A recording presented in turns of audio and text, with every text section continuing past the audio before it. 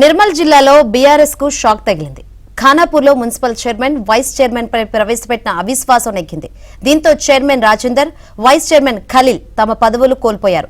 Majority కౌన్సిలర్లు అవిశ్వాసం ప్రకటించిన నేపథ్యంలో ఇవాళ ఆర్డీఓ రత్న కళ్యాణి భారీ బందోబస్తు మధ్య బలపరీక్ష నిర్వహించారు. దీనికోసం ప్రత్యేక సమావేశం ఏర్పాటు చేశారు.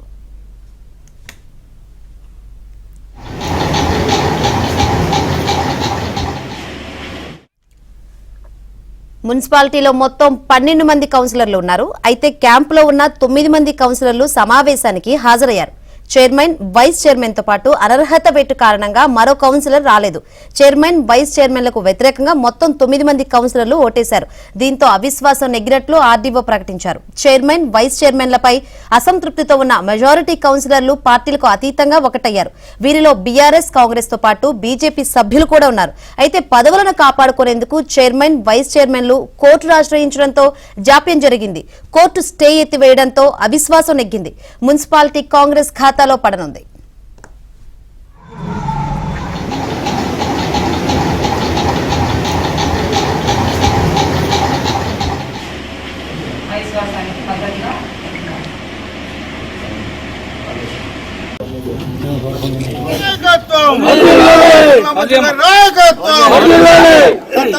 నాయకత్వం